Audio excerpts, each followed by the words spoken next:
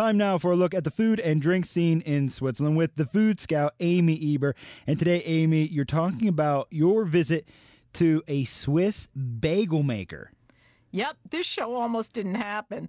I'm from the New York, New Jersey area in the States, and we take our bagels very seriously. We wouldn't dream of eating a bagel made in another state, even if we could find one, let alone in Switzerland.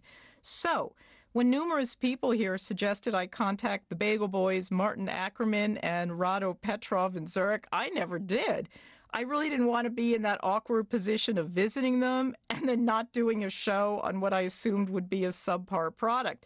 But one day I was able to anonymously taste the bagels, and boy, I was really wrong about these guys. It's always nice to see a bagel snob get their comeuppance. But for people who don't know what bagels are, just sort of describe them. Sure. A bagel's a ring-shaped, yeasted wheat flour bread product, kind of about the size of your hand, but don't call it bread. If it has the consistency of bread, it's not a bagel. A proper one should be dense and doughy and chewy on the outside with a glossy but not too crisp crust. It's kind of roughly reminiscent of those big soft pretzels you can buy at stands in Switzerland. All right. Well, you mentioned the Bagelboys in Zurich. How did a Swiss man learn to love and make bagels? Well, you'd think it was because he lived in New York, but Martin worked as a baker apprentice, and he was in the States, but in Maine, and, you know, you don't get great bagels in Maine. Oh. It was Such a snob, big bagel snob, Amy. With every right to be. But actually, it was during his time working in Paris, of all places, around 10 years ago, that he fell in love with New York-style bagels. Two French gals there learned to make authentic New York bagels. Then they set up a popular little business he went to several times a week. After returning home, Martin began pursuing his dream to make bagels in Switzerland. He met his now business partner, Rado, in 2006.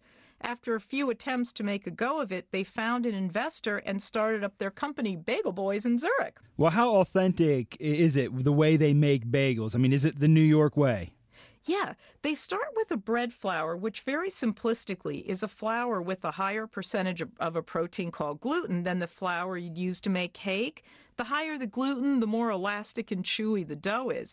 And Martin said Swiss bread flour doesn't contain enough, so he actually adds gluten, which was interesting. It looked like a light tan flour. Next, they add water, salt, malt syrup, which is authentic, and fresh yeast to this big, large mixer that combines and kneads a sticky dough. Then they transfer it to another machine, which divides it into equal-sized balls. Each ball is hand-rolled to kind of a thick sausage shape. Then the ends are overlapped to form a ring, and they stick their hands in the hole and roll it back and forth while pressing down to seal the seam and to elongate the dough. These guys and the company, there are only 4 people at the whole company, they make around 200 to 250 bagels a day. And boy, they are counting the minutes until their bagel forming machine arrives in February. The bagels are then left to rise overnight. And traditionally and authentically, bagels are boiled for a short time before they're baked. And this is also true for soft pretzels. Why?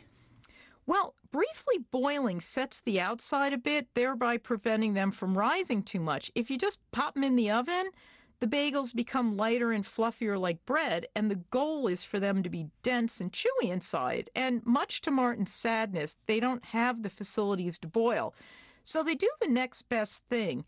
They're steamed in the oven, then a valve is opened to release the moisture, and the baking process begins. All right, we set the scene. Native New Yorker Amy Eber loves her bagels from New York, was skeptical of the Swiss-made bagels, but went and watched the process, says it's a pretty legitimate process the way they're made, but now it comes down to the taste. What did you think when you tasted them? They're really good. They make a number of varieties that you typically find in New York, and they are honestly as close to New York bagels as anything I've tasted. Ideally, bagels are eaten fresh, but the Bagelboys bagels are delicious if you just freeze them up to 3 months, then toast them when they're ready to eat. I think the only way to eat bagels is with Philadelphia cream cheese, and you can buy that all over in every grocery store in Switzerland. And just to mention, our daughter's visiting from California, and she said they were far better than any she could get in that state. And how can a listener get their hands on one of these? Well, they hope to open a shop soon, but now they do catering for just a large number of corporations. And some customers order bagel sandwich platters, and others, including some very well-known famous hotels in Switzerland, order bagels for their breakfast buffet. If you order in bulk, they'll deliver them to you. If you pre-order, you can just go to the bakery facility and pick them up.